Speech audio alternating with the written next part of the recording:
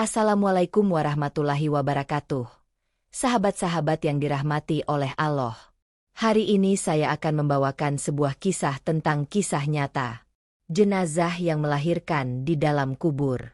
Tapi sebelum itu, bagi sahabat yang beragama Islam, mari bersama-sama kita tuliskan sholawat untuk Nabi Muhammad Shallallahu Alaihi Wasallam di kolom komentar. Semoga dengan sholawat ini, kita semua kelak mendapatkan syafaat beliau di hari kiamat. Amin ya Robbal Alamin.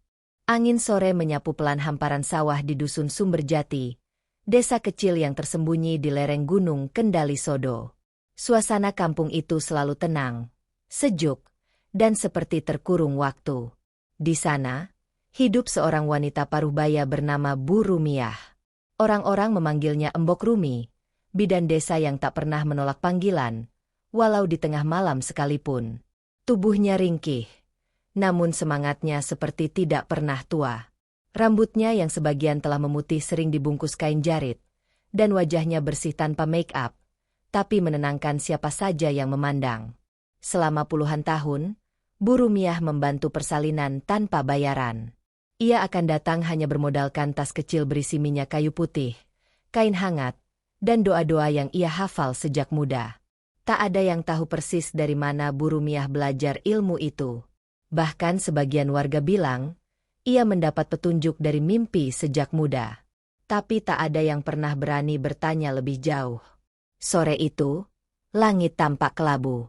Daun-daun pisang di pekarangan bergetar pelan tertiup angin. Di dalam rumah panggung yang sederhana, Bu Rumiah sedang duduk di pinggir ranjang. Tangannya mengelus perutnya yang semakin besar. Usia kehamilannya sudah 9 bulan. Meski sendiri tanpa suami dan tak punya anak, kehamilan ini adalah berkah yang amat ia syukuri. Semua warga tahu, ini adalah karunia yang sangat ia nantikan. Namun tiba-tiba, tubuhnya menggigil. Keringat dingin menetes dari pelipis. Ia merasa pusing dan lelah luar biasa. Seperti ada sesuatu yang berat menarik jiwanya. Dalam diam, ia berbaring sambil mengelus perutnya. Ya Allah, jagalah anak ini, walau aku tak tahu apakah aku kuat melahirkan atau tidak. Lirihnya, pelan seperti bisikan kepada langit. Beberapa jam kemudian, kabar duka menyebar cepat di seluruh dusun. Bu Rumiah ditemukan meninggal di atas ranjangnya oleh tetangganya yang hendak mengantarkan makanan. Perutnya masih besar dan belum sempat melahirkan. Tidak ada jeritan. Tidak ada tanda-tanda sakit. Ia wafat dalam sunyi, dan masih memeluk tas kecilnya yang biasa ia bawa setiap menolong persalinan. Warga berbondong-bondong datang ke rumah panggung itu. Tangis pecah. Para ibu yang pernah dibantu olehnya menangis tak berhenti. Bahkan para lelaki pun tak kuasa menahan air mata. Tak ada anak. Tak ada keluarga dekat. Maka warga desa memandikan, mengafani, dan mensyalatinya bersama-sama. Jenazahnya dimakamkan di tanah merah belakang masjid kecil, di samping makam suaminya yang wafat belasan tahun lalu. 7 hari berlalu. Pada malam ke-7, Pak Salim, penjaga makam yang sudah berusia 80 tahun, duduk bersandar di dekat pohon beringin. Ia membawa lampu petromas dan radio tua yang hanya bersuara gemerisik. Sekitar pukul 2 dini hari, suara aneh terdengar dari arah makam Bu Rumiah. Awalnya hanya desir angin, tapi lama-lama seperti suara helaan napas. Pak Salim membuka matanya, berdiri perlahan dengan tubuh gemetar. Ia menyorotkan cahaya ke arah makam itu. Dan disitulah ia melihatnya. Seberkas cahaya putih keluar dari celah tanah merah yang masih belum padat benar. Cahaya itu tak menyilaukan, tapi cukup untuk membuat Pak Salim terpaku dan jantungnya berdegup keras. Bukan hanya cahaya, tapi seperti ada aroma wangi samar yang menusuk hidungnya. Bukan bunga, bukan dupa, tapi lebih seperti bau tubuh bayi yang baru dilahirkan. Astagfirullah, desis Pak Salim. Ia memeluk tasbihnya erat-erat, sambil perlahan mundur ke balik pohon. Keesokan paginya, Pak Salim bercerita kepada ketua dusun dan beberapa tokoh desa.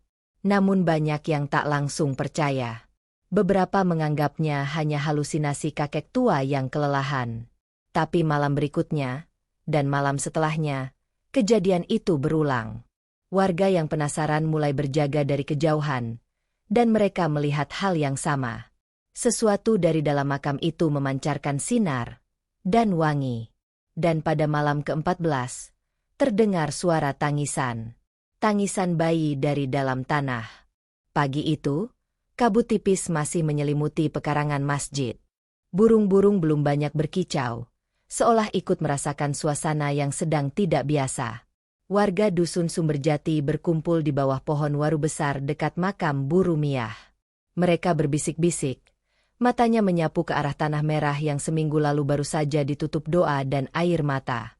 Pak Salim berdiri di depan mereka, tangannya menggenggam tasbih yang mulai aus warnanya.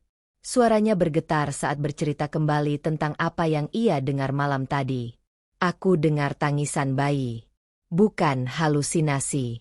Aku juga bukan ngimpi. Tangisnya pelan, seperti dari rahim ibu, ujar Pak Salim. Lalu wangi tubuh bayi. Kalian pasti tahu baunya, bukan? Warga saling menatap. Beberapa mulai gelisah, terutama para ibu yang dulu pernah ditolong Bu Rumiah melahirkan. Salah satunya adalah Embok Lastri, perempuan setengah baya dengan sorot mata tajam namun hatinya lembut. Ia berdiri dan berbicara lantang. Bu Rumiah meninggal dalam keadaan hamil tua. Kalau betul bayi itu menangis dari dalam makam, jangan-jangan bayi itu hidup, ucapnya. Napasnya tercekat di ujung kalimat. Suasana menjadi hening. Hanya bunyi angin menyapu dedaunan yang terdengar. Namun wajah-wajah di sana mulai berubah. Ada yang menunduk, ada pula yang mulai memegang dada karena jantung berdegup kencang. Ketua dusun, Pak Lurah Darsan, memanggil para tokoh agama dan meminta pandangan. Ustaz Mustain, yang juga seorang guru ngaji di langgar kecil desa itu, maju ke depan dengan tenang. Jika ini benar-benar tangisan bayi, maka kita harus bertindak. Tapi kita juga harus berhati-hati. Bisa jadi ini ujian dari Allah, atau bisa juga kejadian gaib yang tak biasa. Kita tak boleh sembrono, ucapnya. Diputuskanlah hari itu untuk melakukan penggalian makam Bu Rumiah, tentu dengan adab dan tata cara yang syar'i. Beberapa orang dewasa, termasuk Pak Salim, Ustaz Mustain, Pak Lurah, dan beberapa warga laki-laki lain mempersiapkan cangkul dan peralatan. Menjelang siang, tanah merah yang mulai mengeras itu mulai digali perlahan. Tidak ada seorang pun yang berani bercanda atau bersuara nyaring. Bahkan anak-anak dilarang mendekat. Para ibu duduk bersila dari kejauhan. Beberapa membawa air zam-zam dan bacaan syalawat. 30 menit berlalu. Lapisan kayu nisan mulai tampak. Lalu, cangkul Pak Lurah menghantam sesuatu yang lunak. Semua langsung menghentikan gerakan.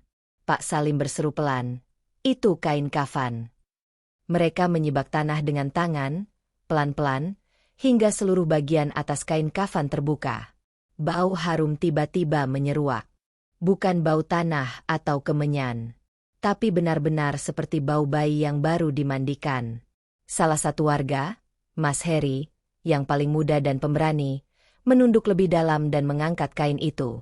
Dan saat itulah, seluruh warga yang melihatnya menahan napas. Di pangkuan jenazah Bu Rumiah yang masih utuh dan bersih, terbaring seorang bayi. Bayi itu memejamkan mata, dengan kulit merah muda seperti baru saja dilahirkan. Masih ada sisa darah dan lendir di tubuhnya, tanda jelas bahwa proses kelahiran benar-benar baru saja terjadi. Tangan Bu Rumiah seperti memeluknya dengan lembut. "Subhanallah," bisik Ustaz Mustain, menunduk dengan mata berkaca-kaca. Tidak ada satupun yang bergerak. Semua terpaku oleh keajaiban itu. Dan tiba-tiba, bayi itu bergerak. Tubuh kecil itu menggerakkan tangannya. Dan dalam hitungan detik, ia menangis.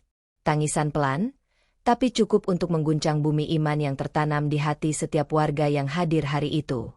Bayi itu hidup. Lahir dari rahim seorang ibu yang telah wafat selama 14 hari. Dan dari dalam kubur. Tangisan bayi itu menghentikan segalanya. Pak Lurah menjatuhkan cangkul dari tangannya. Embok Lastri langsung berdiri sambil menutup mulut, menangis tersedu-sedu. Beberapa warga yang kuat imannya pun tak bisa menahan air mata yang mengalir pelan di pipi mereka. Tak ada satupun kata-kata yang mampu menggambarkan momen itu. Bayi mungil itu bukan sekadar makhluk baru, tapi pertanda bahwa langit telah turun tangan. Tubuh Burumiah masih terbujur dalam kafan yang utuh, tanpa tanda pembusukan. Bahkan wajahnya seperti sedang tertidur, tenang dan damai. Tangan kirinya merangkul bayi itu seolah tak ingin melepasnya. Segera bawa bayinya ke langgar. Kita harus membersihkannya, lalu cari siapa yang bisa menyusui, perintah Ustaz Mustain dengan suara rendah tapi penuh wibawa. Mas Heri, dengan hati-hati, mengangkat bayi itu dari pelukan ibunya. Tangannya gemetar. Bayi itu hangat, nafasnya lembut, kulitnya merah merona. Tidak ada tanda bahwa ia lemah atau kekurangan udara. Ia seperti baru saja dilahirkan 1 jam yang lalu. Semua orang membuka jalan. Mereka berdiri dalam barisan diam, menunduk ketika Mas Heri lewat sambil menggendong si bayi. Seperti membawa anugerah dari langit. Sementara itu, jenazah Burumiah kembali dibungkus dan dimakamkan ulang dengan lebih dalam. Tak ada yang berani berbicara kecuali doa. Bahkan tanah pun seperti lebih lunak dan ringan ketika ditimbun ulang. Seolah alam pun tahu, perempuan ini telah melakukan sesuatu yang melampaui batas kehidupan. Di langgar kecil, Embok Lastri segera mengambil air hangat dan kain putih. Dengan tangan berpengalaman, ia membersihkan tubuh si bayi.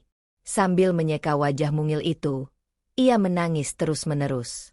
Anakku, cucuku, engkau lahir dari perut yang mulia, dari rahim yang tak lagi berdetak. Lalu datanglah seorang perempuan muda bernama Lilis, seorang ibu menyusui yang baru melahirkan sebulan lalu. Tanpa diminta, ia menawarkan diri menjadi ibu susuan bayi tersebut. Kalau Allah menghendaki aku menjadi perantara hidupnya, aku siap. Aku ikhlas, katanya, penuh ketulusan. Bayi itu pun menyusu dengan lahap. Dan setiap yang menyaksikan kejadian itu seperti lupa sedang berada di bumi. Semua terasa sakral, sunyi, dan penuh rasa takjub. Tapi bukan hanya warga desa yang menyaksikan keanehan ini. Kabar tentang bayi yang lahir dari dalam kubur mulai menyebar. Awalnya dari mulut ke mulut, lalu ke pasar, hingga ke kantor kecamatan. Tak butuh waktu lama, mobil plat merah dari kota datang ke desa membawa petugas dan seorang dokter. Dokter Rendra, pria parubaya dengan kacamata tebal dan perut buncit, memeriksa bayi itu dengan penuh keraguan.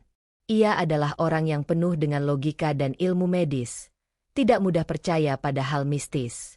Tapi setelah melakukan pemeriksaan, ia hanya terdiam. Ini tidak masuk akal, gumamnya pelan. Bayinya normal, sehat. Paru-parunya berkembang sempurna, tapi berdasarkan pembentukan tali pusat dan plasenta yang masih menempel, bayi ini baru dilahirkan, mungkin sekitar 10 jam lalu. Pak Lurah bertanya, jadi, apakah mungkin dilahirkan dari dalam makam?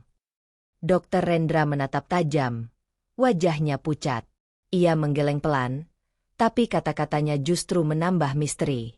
Secara ilmu kedokteran, tidak mungkin, tapi ini bukan ranah ilmu saya lagi. Ini ranah kuasa Allah. Desa Sumberjati berubah dalam semalam. Warga yang dulunya cuek dan sibuk dengan sawah masing-masing kini sering berziarah ke makam Burumiah. Mereka menyebutnya Ibu dari Langit. Anak-anak yang dulu tidak tahu siapa bidan itu, kini hafal namanya. Dan bayi itu pun diberi nama oleh Ustaz Mustain, Rizkullah, yang artinya, rezeki dari Allah. Sejak hari itu, desa Sumberjati seperti berubah warna. Tak lagi hanya dusun kecil di lereng gunung, tapi menjadi tempat yang dibicarakan oleh banyak orang. Orang-orang dari luar daerah berdatangan. Ada yang ingin menziarahi makam Burumiah, ada pula yang hanya ingin melihat si bayi ajaib bernama Rizkullah. Namun di balik semua kehebohan itu, ada satu peristiwa yang tak diketahui siapapun, kecuali Embok Lastri. Pada malam ketiga setelah penggalian makam, Embok Lastri tidak bisa tidur. Ia duduk termenung di beranda rumahnya, memandangi langit yang tertutup kabut tipis. Udara dingin menggigit kulit, Namun ia tetap di situ, merenungi kejadian luar biasa yang telah mengguncang hidupnya. Menjelang tengah malam, ia pun tertidur dalam duduknya. Dan di sanalah semuanya dimulai. Dalam mimpinya, ia berada di sebuah ruangan terang. Lantai putih, dinding putih, tapi tak menyilaukan. Di tengah ruangan itu berdiri Burumiah, mengenakan baju serba putih. Wajahnya bersinar lembut, dan senyumnya penuh kedamaian. Ia tampak lebih muda dari terakhir kali dilihat orang-orang. "Lastri," panggilnya pelan, seolah suara itu langsung menembus dada. Embok Lastri ingin menjawab, tapi tenggorokannya tercekat. "Aku titip Riskuloh padamu, ia bukan anak biasa," lanjut Burumiah. "Apa maksudmu, Embok?" Suara Embok Lastri gemetar. Burumiah mendekat, lalu menunjuk langit-langit ruangan yang tiba-tiba terbuka, menampakkan langit malam yang penuh bintang. "Dia akan membawa perubahan, tapi akan banyak ujian. Orang-orang akan datang dengan niat baik, tapi ada pula yang datang karena tamak. Jaga dia, Lastri. Jangan serahkan pada siapapun yang ingin memisahkannya dari dusun ini." Seketika itu, tubuh Embok Lastri terasa berat. Ia terbangun dengan jantung berdegup keras, napas tersengal. Dahinya basah oleh peluh. Dan ia sadar, itu bukan mimpi biasa. Itu pesan. Esok paginya, ia langsung pergi ke langgar dan menemui Ustaz Mustain. "Ustaz, saya mimpi Burumiah. Dia titipkan pesan agar kita jaga Riskuloh. Jangan serahkan dia ke siapapun yang berniat memisahkan anak itu dari dusun ini," ucapnya dengan suara bergetar. Ustaz Mustain diam sejenak. Ia lalu memandang langit pagi yang cerah, seolah mencari tanda. "Berarti kita harus waspada," jawabnya singkat. Benar saja. Hari itu juga, datanglah dua orang tak dikenal ke desa. Mereka berpakaian rapi, berjas, membawa map besar dan kamera. Mengaku dari sebuah yayasan anak yatim yang katanya ingin menyelamatkan Riskuloh dan membawanya ke kota agar mendapat pendidikan yang layak. "Kami akan tempatkan dia di tempat terbaik. Diberikan fasilitas kesehatan, pendidikan, dan asuhan penuh," kata salah satu dari mereka, seorang pria berkacamata tebal. Namun Pak Lurah, yang sejak pagi telah diperingatkan oleh Ustaz Mustain, menolak dengan tegas. "Anak ini lahir dari bumi kami, dari rahim perempuan paling berjasa di desa ini. Kami akan merawatnya sendiri." Mereka mencoba membujuk, bahkan menyebut janji uang bantuan. Tapi Pak Lurah tetap tak bergeming. Akhirnya mereka pergi dengan raut kecewa. Namun sebelum mobil mereka meninggalkan desa, salah satu dari mereka sempat melirik tajam ke arah Riskuloh yang sedang digendong oleh Embok Lastri dari kejauhan. Tatapan itu bukan tatapan biasa. Itu adalah awal dari ujian yang belum selesai. Hari-hari berlalu dengan cepat, tapi bagi warga dusun Sumberjati, kehadiran Riskuloh membuat waktu terasa lebih bermakna. Setiap pagi, anak-anak kecil akan datang ke langgar hanya untuk melihat wajah mungil yang kini menjadi simbol harapan bagi desa. Para ibu mengusap kepala bayi itu sambil melantunkan syalawat, dan setiap usapan diiringi doa. Namun sesuatu yang aneh mulai diperhatikan oleh Embok Lastri. Suatu pagi, ketika ia memandikan Riskuloh dengan air hangat yang sudah dicampur rempah dan daun bidara, ia melihat guratan samar di telapak kaki bayi itu. Awalnya tampak seperti lipatan biasa. Tapi semakin dilihat, garis-garis itu membentuk sesuatu yang tak biasa, seperti lafaz Allah yang terpahat halus di kulitnya. Embok Lastri tercekat. Tangannya gemetar. Air dalam baskom tumpah ke lantai bambu. Ia buru-buru membungkus tubuh kecil Riskuloh dengan kain, lalu berlari menuju rumah Ustaz Mustain. "Ustaz, lihat ini." "Saya tidak berani menyimpulkan, tapi mata saya masih bisa melihat dengan jelas," ucapnya tergesa. Ustaz Mustain menatap telapak kaki bayi itu. Sejenak ia menahan napas, lalu mengangguk pelan. "Ini bukan kebetulan," bisiknya. Berita tentang tanda di kaki Riskuloh menyebar cepat, melebihi kabar sebelumnya. Warga mulai menyebutnya sebagai anak yang membawa cahaya. Namun seperti cahaya yang menyilaukan, ia juga mengundang bayangan gelap dari luar desa. 3 hari kemudian, datang seorang lelaki asing. Namanya Pak Nurholis. Ia mengenakan peci putih, baju koko bersih, dan mengaku sebagai ustaz dari kota besar yang mendengar tentang keajaiban bayi Rizkullah. Bayi seperti ini harus dijaga ilmunya. Kami punya tempat khusus bagi anak-anak seperti ini. Kami ingin mengasuhnya di pesantren kami yang memiliki pengasuh ulama besar dari Arab, katanya dengan suara rendah, meyakinkan. Namun yang tak diketahui orang, mata Pak Nurholis menyimpan sesuatu yang berbeda. Pandangannya menusuk seperti jarum, dan setiap ucapan manisnya terasa seperti selimut yang menutupi sesuatu yang busuk. Pak Lurah dan Ustaz Mustain menolak dengan sopan, namun Pak Nurholis tidak menyerah. Malam itu, ia menginap di rumah kepala desa. Tapi sekitar pukul 2 malam, seseorang melihat sosok berjubah putih menyusup ke langgar. Adalah Mas Heri, pemuda yang dulu menggali makam Bu Rumiah, yang pertama kali curiga. Ia mendengar suara langkah halus di atas dedaunan, dan cahaya senter yang tiba-tiba padam di dekat pagar langgar. Dengan sigap, Mas Heri merunduk dan mengintip. Ia melihat Pak Nurholis tengah mengangkat gorden dan menyusup ke dalam ruangan tempat Rizkullah tidur. Mas Heri segera berlari, mengetuk pintu rumah Ustaz Mustain dan membangunkan Pak Lurah. Tak lama, mereka beramai-ramai mengepung langgar. Di dalamnya, Pak Nurholis tertangkap tengah mengangkat Rizkullah yang masih tidur lelap. Maafkan saya hanya ingin menyelamatkannya. Anak ini terlalu suci untuk tinggal di dusun ini, kilahnya. Tapi Ustaz Mustain tidak percaya. Kalau niatmu baik, mengapa datang dengan sembunyi? Pak Nurholis akhirnya diusir dari desa malam itu juga. Namun sebelum pergi, ia sempat berbisik dengan suara yang membuat bulu kuduk berdiri. Anak ini bukan milik kalian. Ia akan dicari oleh banyak orang, dan tak semua berniat baik.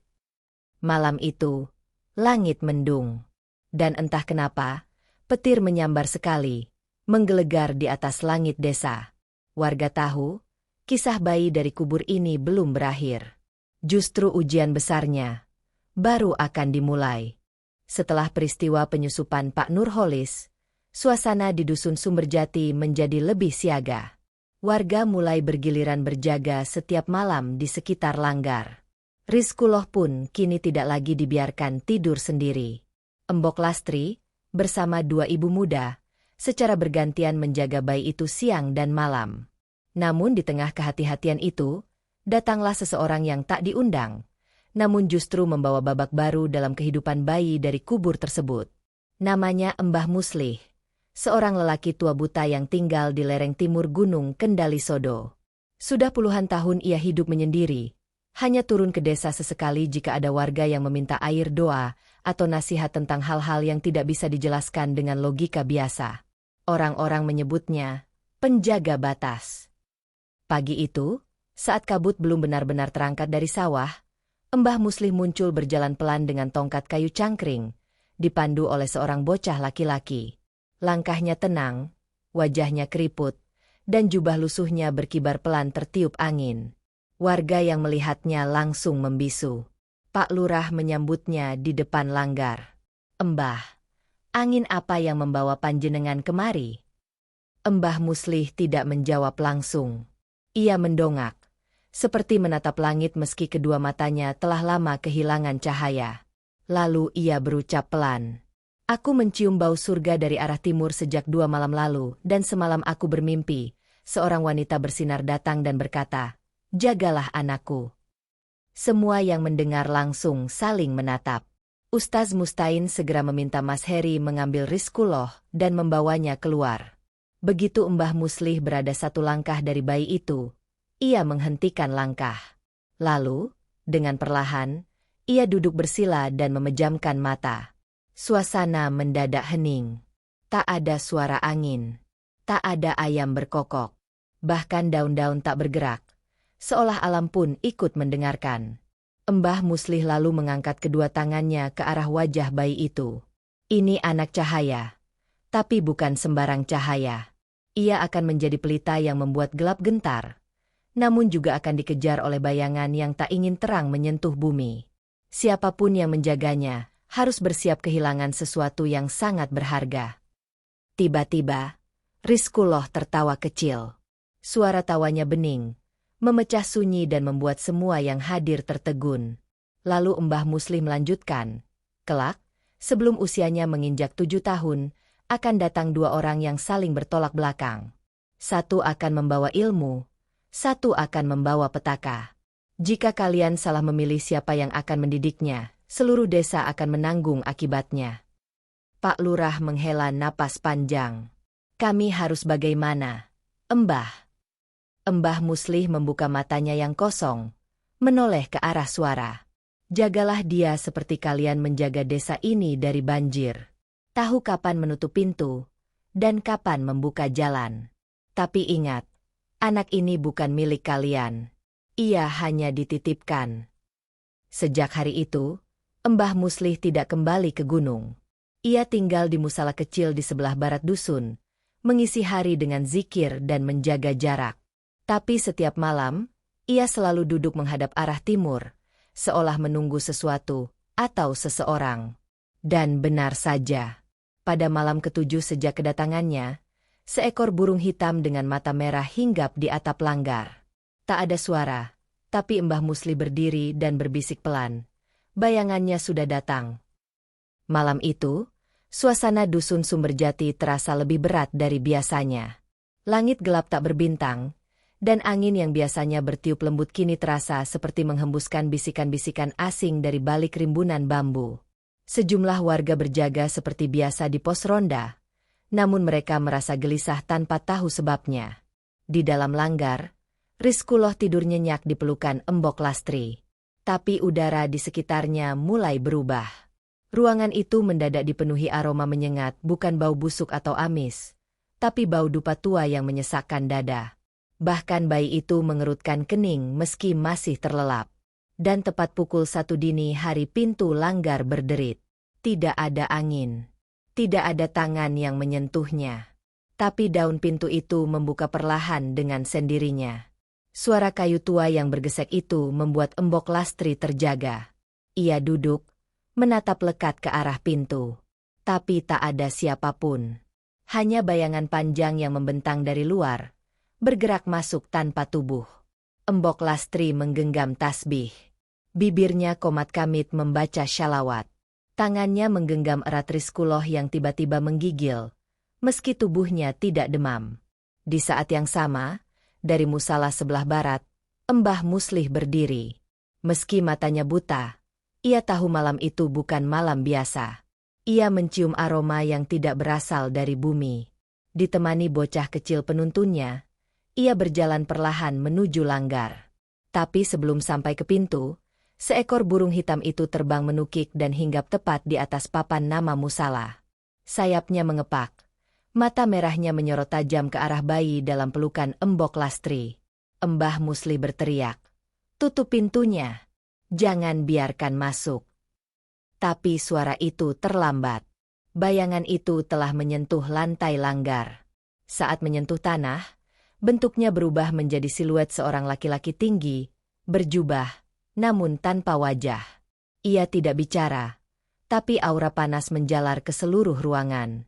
Kaca jendela berembun, dinding kayu berderak, dan lampu minyak padam seketika. Ustaz Mustain yang tidur di rumah tak jauh dari langgar merasakan firasat buruk. Ia terbangun, mengambil air wudhu secepatnya dan berlari keluar rumah. Sementara itu, di dalam langgar, Rizkullah mulai menangis. Tapi tangisannya tidak seperti biasa. Ia menjerit nyaring, seolah tubuhnya sedang merasakan panas yang luar biasa. Embok Lastri berusaha menenangkan, tapi peluh dingin membasahi tubuhnya sendiri. Ia tahu ini bukan gangguan biasa. Bayangan itu semakin dekat. Namun saat kakinya menginjak sajadah tua di bawah lampu gantung, ia berhenti. Tubuhnya seperti tertahan oleh sesuatu. Seolah ada dinding tak kasat mata yang tak bisa ia tembus. Mbah Muslih masuk ke langgar dan melemparkan segenggam garam yang ia ambil dari dalam kantong kainnya. Garam itu bersinar sesaat sebelum jatuh ke tanah. Bayangan itu menjerit, tanpa suara, tapi cukup membuat kaca jendela pecah oleh getarannya. Ustaz Mustain tiba di saat bersamaan. Ia langsung melantunkan ayat kursi keras-keras. Suaranya gemetar tapi mantap. Bayangan itu mencuat perlahan, lalu menghilang seperti asap yang terhisap ke dalam lubang gelap di pojok langgar. Setelah semua tenang, Rizkullah berhenti menangis. Ia tertidur kembali seperti tak terjadi apa-apa. Tapi di tangannya, menggenggam erat potongan kain hitam kecil yang tidak pernah dikenakan siapapun di dusun itu. Mbah Muslih mengambil kain itu, lalu menggulungnya rapat. Bayangannya sudah menguji gerbang, katanya pelan. Tapi ini baru langkah awal. Yang membawa dupa belum menunjukkan wajah. Pagi menjelang dengan langit yang kelabu. Hujan gerimis turun sejak fajar, membasahi atap-atap rumah warga dan tanah pekarangan yang mulai licin. Dusun Sumberjati masih digelayuti bayang-bayang malam sebelumnya, ketika makhluk tak dikenal mencoba menerobos langgar. Pak Lurah, Ustaz Mustain, dan Mbah Muslih kini lebih banyak bermusyawarah di musala sebelah barat. Mereka tahu, serangan itu bukan yang terakhir. Sesuatu yang lebih besar sedang mengintai. Tapi mereka belum tahu dari arah mana akan datangnya. Sampai siang hari, datanglah seorang anak penggembala dari Bukit Selatan. Napasnya ngos-ngosan. Kaki dan bajunya berlumpur. Matanya merah karena ketakutan. Pak Lurah, saya lihat batu aneh di hutan. Ada sinar dari dalamnya. Saya kira ada yang bakar dupa, tapi pas saya dekati, baunya seperti rambut gosong. Warga langsung berhamburan keluar. Bukit Selatan adalah tempat yang sudah lama tidak dijamah. Dulu, pernah ada gubuk dukun tua yang mati terbakar, dan sejak saat itu hutan di arah selatan seperti ditutup kabut tebal setiap sore. Diputuskanlah tim kecil untuk menyelidiki ke sana. Mas Heri, 2 pemuda desa, serta Ustaz Mustain dan Pak Lurah berangkat menjelang asyar. Mbah Muslih memberi mereka sepotong kain putih bertuliskan ayat-ayat pendek dan segenggam garam kering. Jika kalian menemui batu itu, jangan lihat langsung ke cahayanya, pesan Mbah Muslih. Karena itu bukan cahaya, tapi pintu. Mereka menyusuri jalan setapak yang penuh semak dan akar-akar pohon. Semakin ke dalam, udara menjadi lembab dan hening. Tidak ada suara jangkrik. Tidak ada burung. Hutan seperti sedang menahan napas. Dan benar saja, di bawah sebuah pohon besar yang daunnya seperti terbakar sebagian, mereka menemukan batu hitam mengkilap setinggi dada orang dewasa. Batu itu tidak tertanam di tanah, tapi berdiri tegak seperti ditancapkan dari atas. Permukaannya licin, dan memantulkan bayangan, bukan bayangan pohon atau orang, tapi sesuatu yang bergerak sendiri. Cahaya ungu samar menyembur dari sela-sela retakannya. Bau gosong menyengat di udara. Mas Heri mengangkat kain putih pemberian Mbah Muslih dan membungkus wajahnya. Ia mendekat, lalu berlutut sambil membaca pelan-pelan surat Al-Falah. Dan saat itu, bayangan dalam batu itu berubah. Tampak sosok perempuan berambut panjang, bergaun hitam, berdiri dengan mata tertutup. Di belakangnya, berdiri sosok laki-laki tinggi berjubah. Wajahnya tertutup tudung, tangan kanannya menggenggam dupa yang masih menyala. Pak Lurah berbisik, "Ini yang disebut Mbah Muslih." Ustaz Mustain menahan napas. Itu bukan manusia biasa. Tiba-tiba, batu itu bergetar, dan tanah di sekitarnya mulai merekah kecil-kecil. Dari selaretakan, keluar aroma darah yang bercampur dengan aroma dupa. Lalu terdengar suara, seperti bisikan dari balik dinding batu. Anak itu adalah penghalang. Ia harus dibawa sebelum malam ke-40, atau pintu ini akan terbuka sendiri. Mereka semua mundur.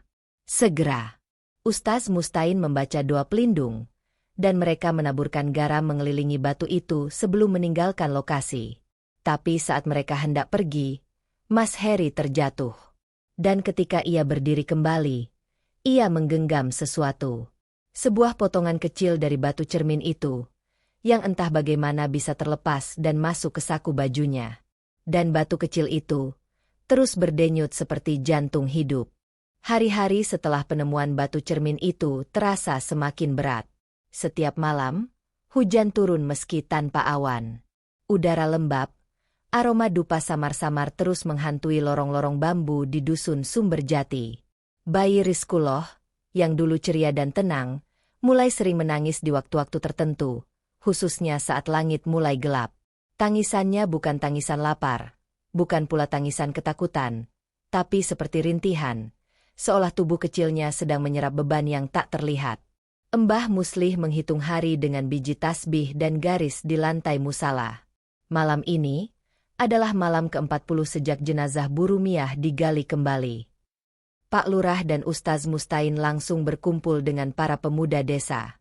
Mereka mendirikan pagar keliling langgar, menyalakan pelita di 4 penjuru, dan membaca ayat-ayat pelindung setiap jam. Mas Heri, yang menyimpan pecahan batu dari Bukit Selatan, mulai merasa tubuhnya dingin setiap kali batu itu berdenyut. Ia menyimpannya dalam kotak besi, tapi suara gemuruh halus seperti bisikan selalu keluar saat malam menjelang. Malam itu, tepat setelah azan Isya, semua binatang peliharaan bersembunyi. Anjing tak menggonggong, ayam tak bersuara, bahkan jangkrik pun seakan menghilang. Langit hitam seperti tinta, tanpa satupun bintang. Udara menjadi sangat tenang, terlalu tenang. Di dalam langgar, Embok Lastri memangku Rizkuloh yang sejak sore terus menangis. Keringat membasahi tubuh mungil itu, dan matanya terus menatap ke atas, ke arah atap, seolah melihat sesuatu yang tak kasat mata.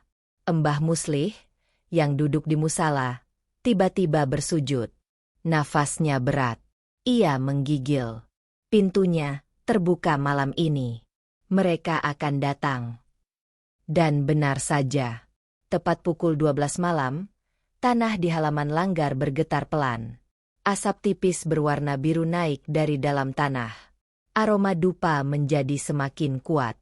Dari balik pagar, muncul kabut yang tak biasa. Kabut itu bukan sekadar uap, tapi bergerak seperti ular, merayap di atas tanah, memeluk tiang-tiang bambu pagar pelindung. Seseorang menjerit dari pos jaga barat.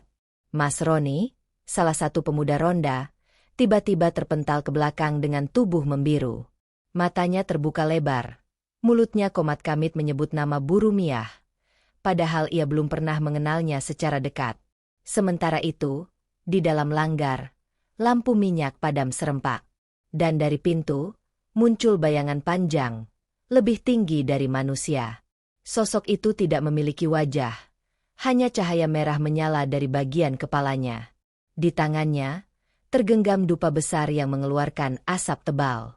Ia berdiri diam, tidak bergerak, tapi tubuhnya memancarkan panas yang membuat kayu lantai berderak dan membentuk celah. Embok Lastri memeluk Rizkuloh erat-erat, tubuhnya menggigil hebat. Bayi itu sudah berhenti menangis, tapi matanya tetap terbuka lebar, menatap sosok itu dengan tenang. Ustaz Mustain menerobos masuk, diikuti Mas Heri dan Pak Lurah. Mereka membaca ayat kursi, suara mereka bersatu seperti benteng. Namun sosok bayangan itu mengangkat tangan kirinya, dan tiba-tiba, tanah langgar terbelah perlahan.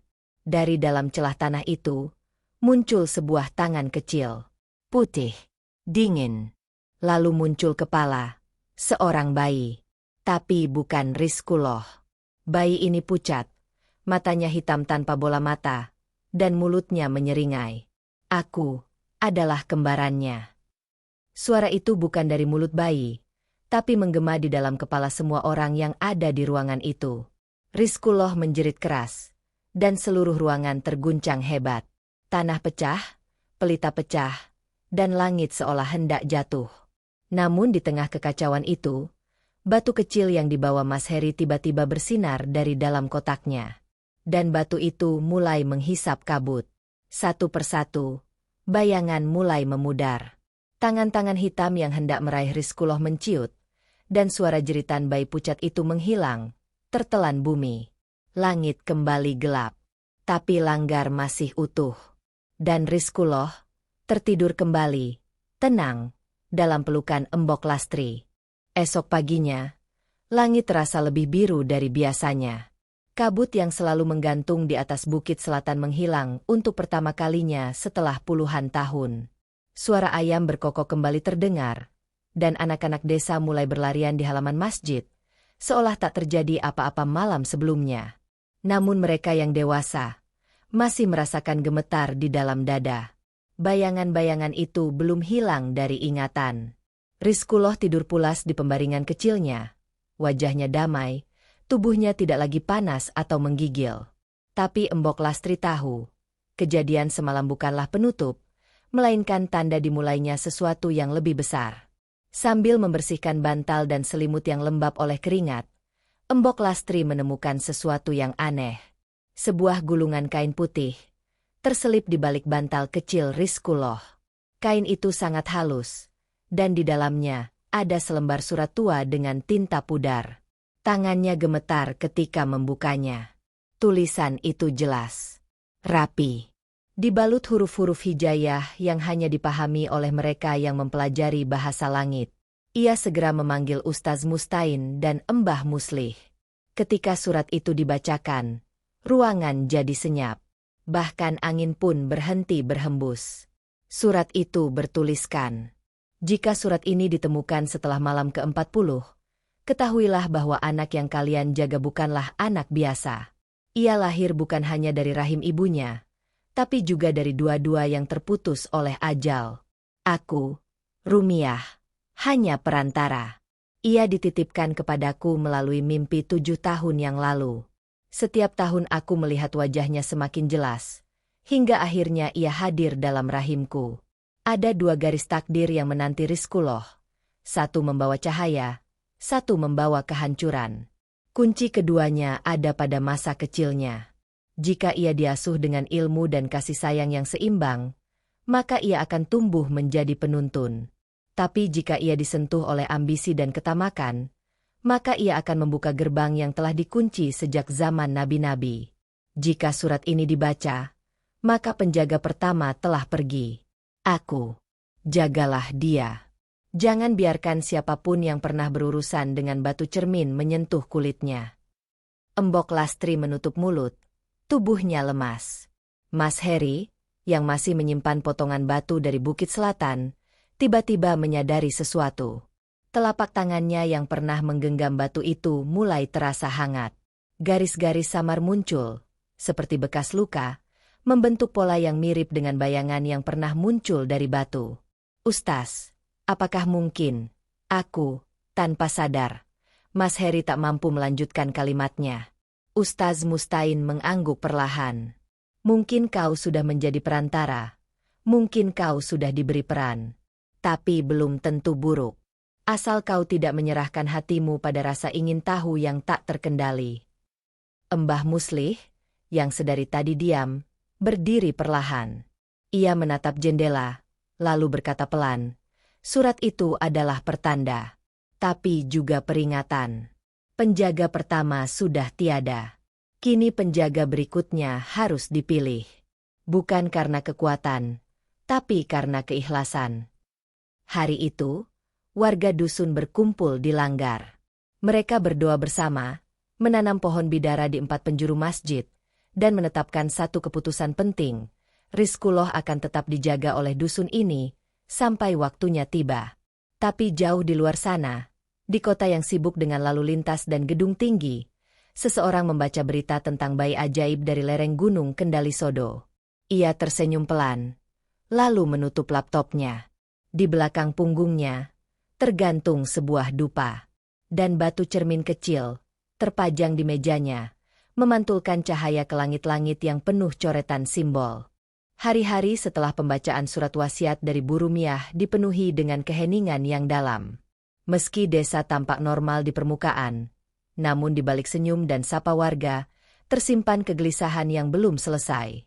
Warga menyadari, bayi yang mereka jaga bukan sekadar amanah biasa. Ia membawa sesuatu yang tak pernah mereka bayangkan, 2 jalan takdir yang saling bertarung dalam sunyi. Di kota, jauh dari keteduhan dusun Sumberjati, seseorang bernama Damar, seorang pria muda berjas hitam, duduk dalam ruang sunyi di balik gedung tinggi. Ia bukan tokoh agama, bukan pula ilmuwan. Tapi Damar adalah bagian dari sebuah kelompok rahasia yang telah lama meneliti fenomena spiritual, sejak masa kolonial. Ia bukan hanya mendengar tentang Rizkullah, tapi telah menunggunya. Di depan Damar, terbentang peta Jawa dengan garis-garis merah yang melintang dari selatan ke utara. Dan di tengah peta itu, tertusuk pin kecil tepat di atas nama Kendali Sodo. Di tangannya, ia menggenggam kitab tua yang konon ditulis oleh seorang pertapa dari abad ke-16, dengan tinta dari getah pohon matoa yang hanya tumbuh di malam hari. Kitab itu berbicara tentang anak dari kubur yang membawa 2 pintu langit. Jika tanda muncul di langit, maka cahaya sudah siap. Tapi bayangan pasti akan mendahului, gumam Damar pelan. Sementara itu, di Dusun Sumberjati, malam ke-45 menjadi malam yang tak terlupakan. Sekitar pukul 11 malam, langit yang gelap berubah menjadi merah tua. Awan tebal bergulung cepat, seperti ada sesuatu yang sedang bergerak di baliknya. Suara seperti tiupan seruling kuno terdengar dari kejauhan, bukan dari bumi, tapi dari atas langit. Rizkullah, yang saat itu tertidur dalam pangkuan Embok Lastri, mendadak membuka mata dan mengangkat tangan ke atas. Bibirnya yang kecil menggumam sesuatu, seolah membaca sesuatu yang tidak pernah diajarkan. Subhanallah, bisik Ustaz Mustain, yang duduk di dekat jendela. Langit semakin merah. Dan dari balik awan, tampak simbol besar menyala terang.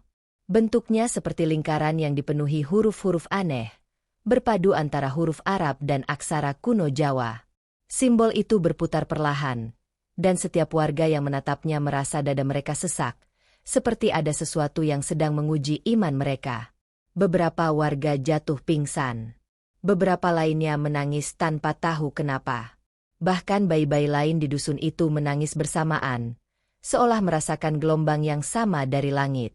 Mbah Muslih keluar dari musala dengan tongkatnya. Meski tak melihat, ia mendongak. Simbol itu bukan peringatan. Itu panggilan, gumamnya. Dan saat semua mata terpusat pada langit, seekor burung hitam, sama seperti yang dulu hinggap di atap langgar, muncul kembali.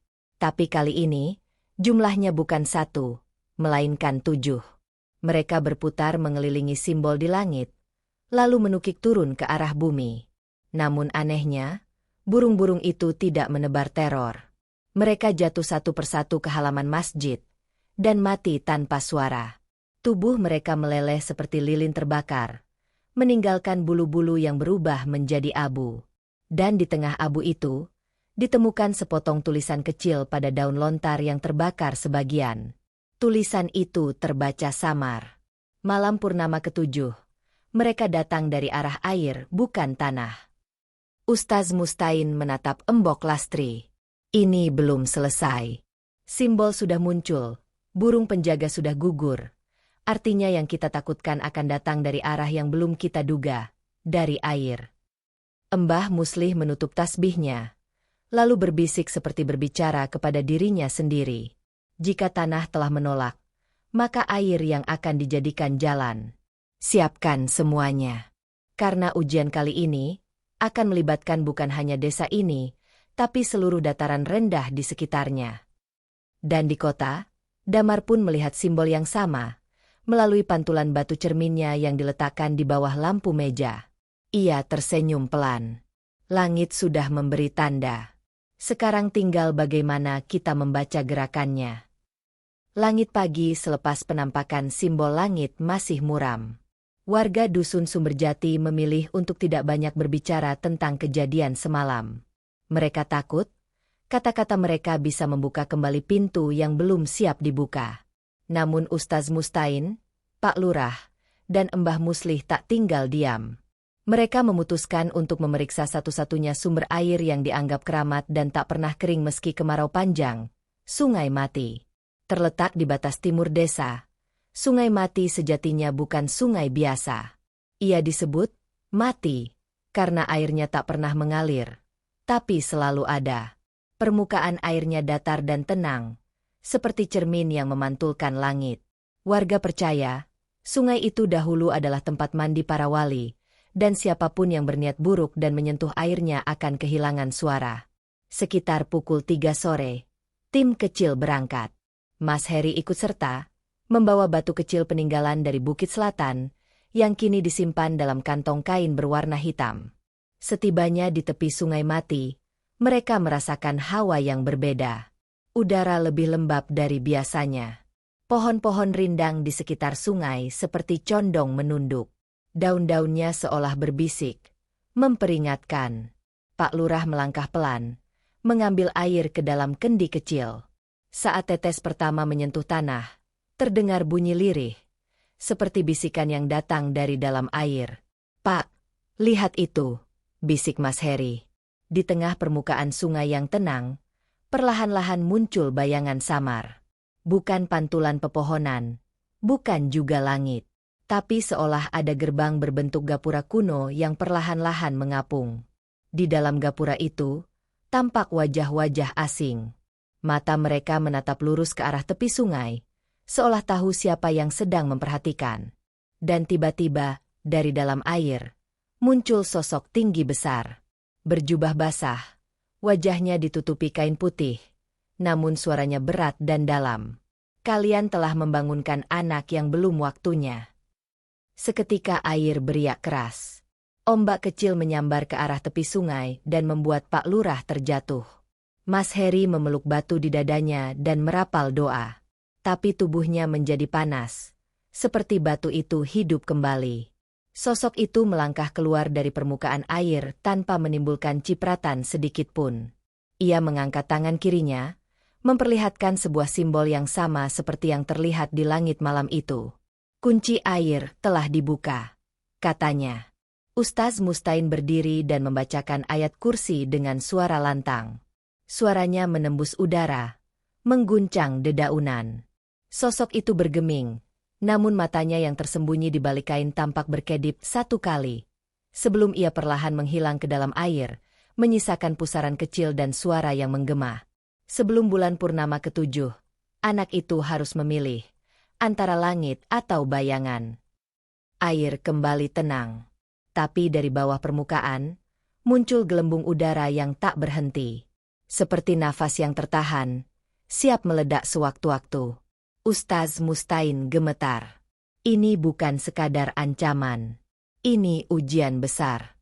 Kita tidak hanya menjaga anak, kita menjaga dua alam agar tidak menyatu. Mereka kembali ke desa dengan dada berat. Tak seorang pun bicara sepanjang jalan pulang. Dan malam harinya, Rizkullah kembali menangis. Namun kali ini, saat Embok Lastri menggendongnya dan menenangkan dengan bacaan pelan, bayi itu menunjuk jari kecilnya ke arah timur. Lalu menggumam dengan suara yang sangat pelan, tapi terdengar jelas. "Air sudah bangun." Sejak malam Rizkullah mengucap kata-kata pertamanya, dusun Sumberjati dilanda keheningan yang mencemaskan. Kalimat, "air sudah bangun," terus membekas di kepala setiap orang yang mendengarnya. Terutama di benak Ustaz Mustain dan Mbah Muslih, dua penjaga spiritual yang kini mulai menyadari bahwa Rizkullah tak hanya melihat tapi juga mulai mengingat. Sementara itu, langit malam terus memperlihatkan keanehan.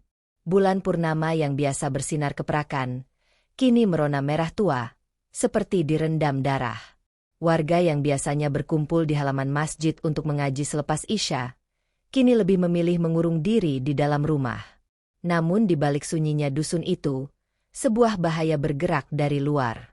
Di kota, Damar, lelaki misterius dari organisasi rahasia itu, telah mempersiapkan segalanya. Ia tak sendiri.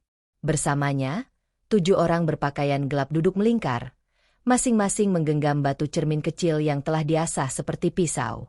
Mereka adalah penjaga bayangan, kelompok lama yang selama ratusan tahun menyimpan peta energi spiritual Nusantara.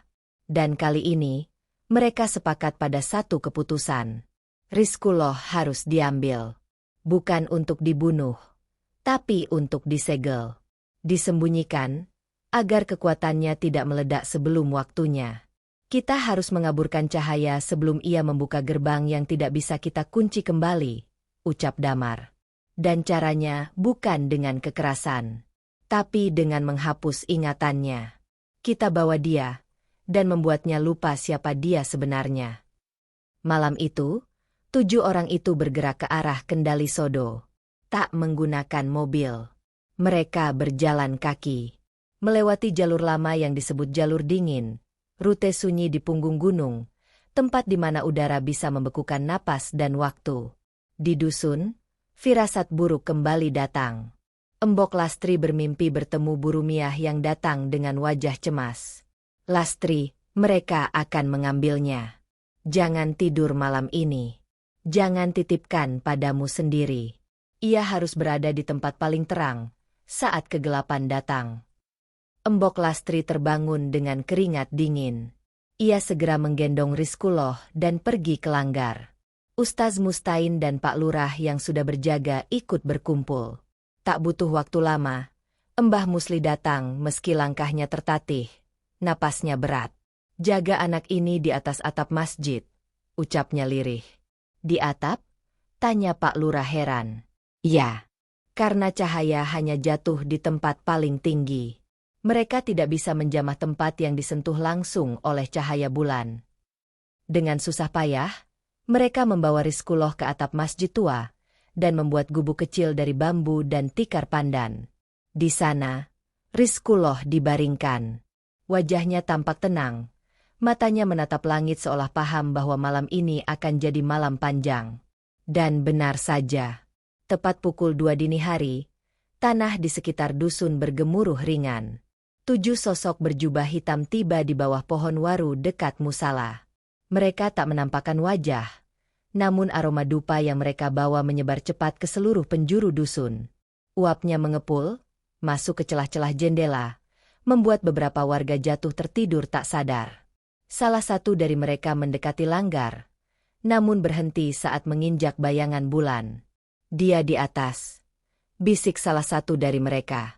Damar, yang memimpin kelompok itu, mendongak. Namun saat ia menatap langsung ke arah atap, sinar dari bulan berdarah menyilaukan matanya. Batu cermin yang ia genggam bergetar keras, lalu pecah. Dan dari arah atap, terdengar suara tangisan. Tangis bayi, yang perlahan berubah menjadi gema azan. "Allahu Akbar! Allahu Akbar!" Semua orang terdiam, termasuk para penjaga bayangan. Tangisan itu bukan tangisan biasa.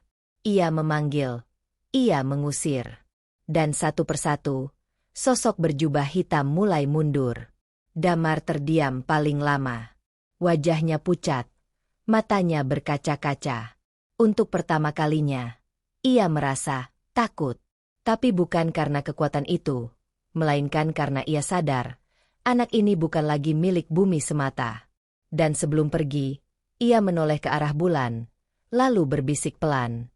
"Belum waktunya, Rizkuloh, tapi kelak kau akan mencariku sendiri."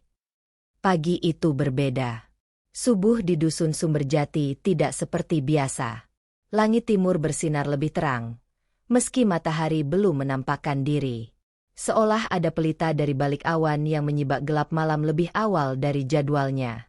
Rizkuloh tertidur di atas atap masjid, dibalut selimut tipis berwarna hijau tua.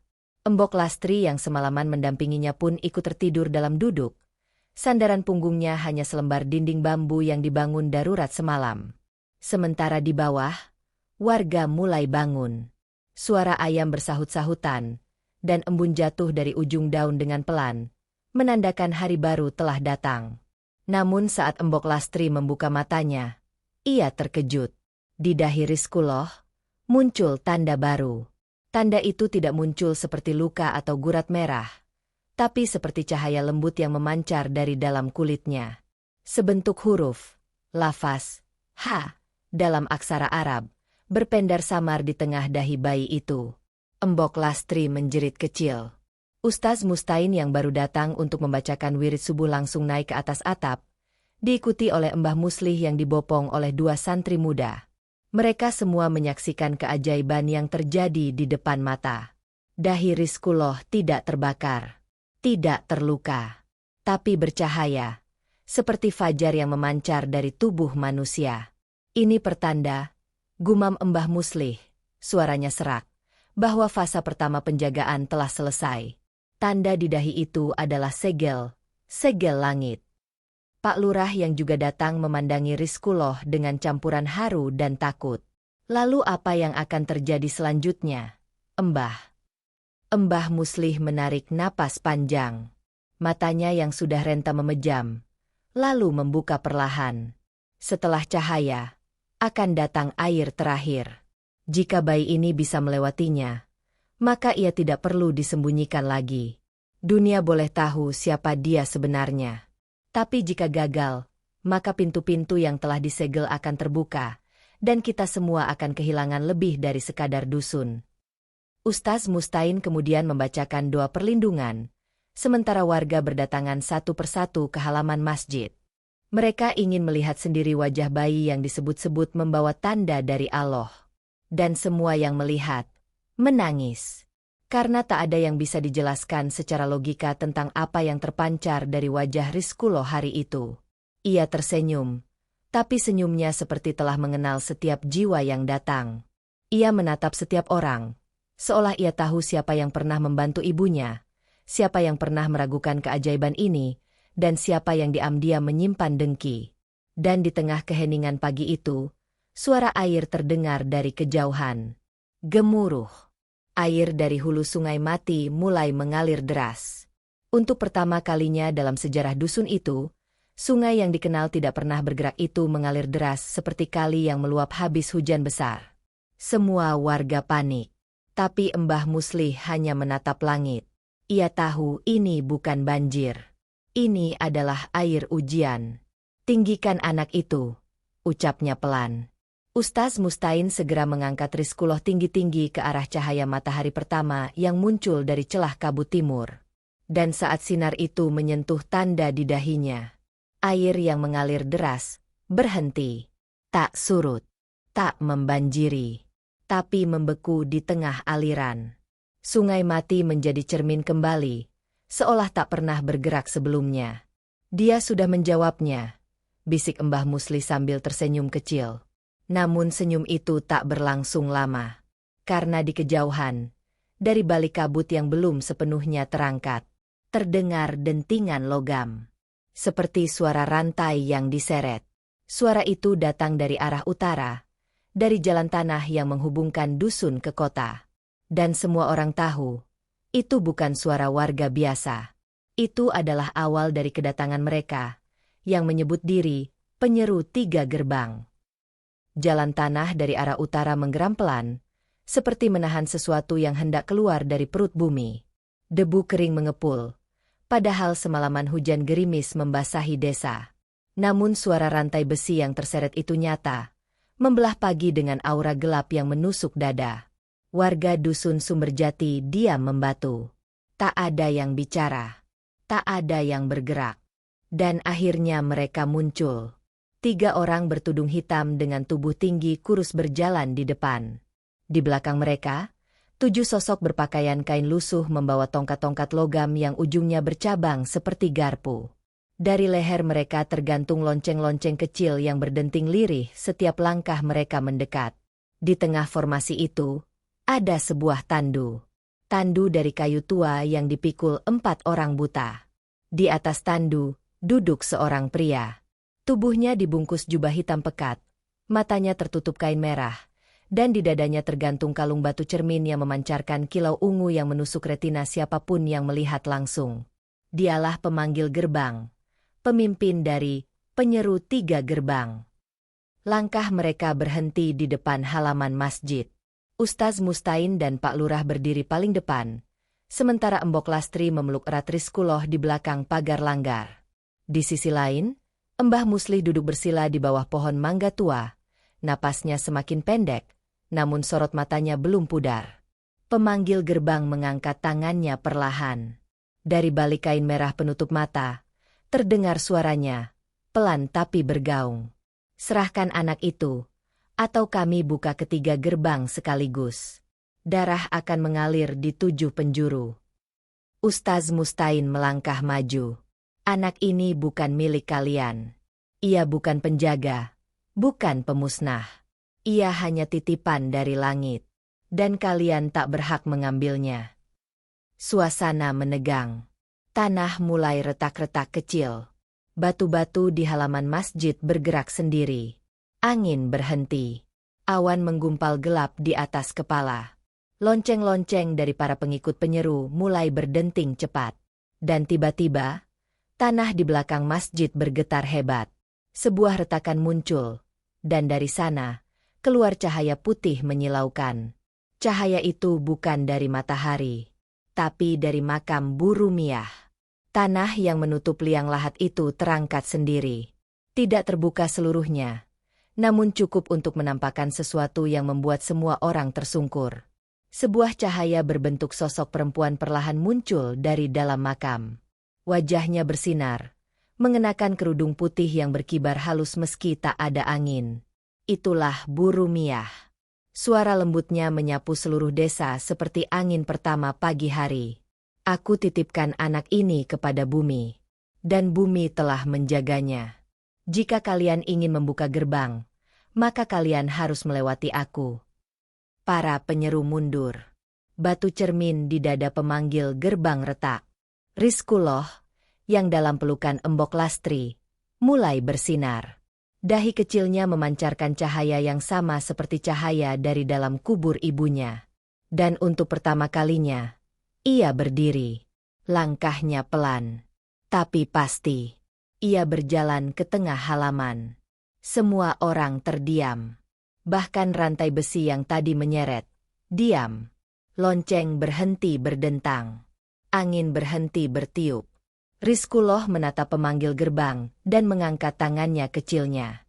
Dan dari tangannya, muncullah cahaya yang membentuk lingkaran. 3 gerbang yang disebut-sebut itu, 1 di langit, 1 di air, 1 di tanah, muncul seperti bayangan di udara. Tapi tidak satu pun terbuka. Justru, perlahan menghilang, satu persatu. Pemanggil gerbang menjerit. Tapi suaranya tenggelam, seperti dilempar ke dalam gua tak berdasar. Sosok-sosok hitam di sekitarnya tumbang satu demi satu. Batu cermin pecah semua. Lonceng-lonceng meleleh seperti lilin. Dan Rizkullah hanya berdiri di tengahnya, dengan tatapan yang tenang. Embah Muslih meneteskan air mata. Ia tahu, saat itu datang. Rizkullah bukan lagi bayi biasa. Ia adalah titik temu antara dunia. Antara doa dan azab. Antara rahim dan kubur. Antara langit dan bumi. Beberapa bulan kemudian, Dusun Sumberjati kembali tenang. Sungai Mati tetap mengalir pelan, dan masjid penuh kembali dengan anak-anak belajar mengaji. Rizkullah tumbuh sehat, ceria, dan setiap langkahnya ditapaki oleh kisah yang tidak semua orang tahu. Namun setiap malam purnama ke-7, dari arah langit timur, tampak seberkas cahaya turun ke arah kubur Bu Rumiah. Dan suara kecil, seperti tawa bayi, terdengar samar dari dalam tanah.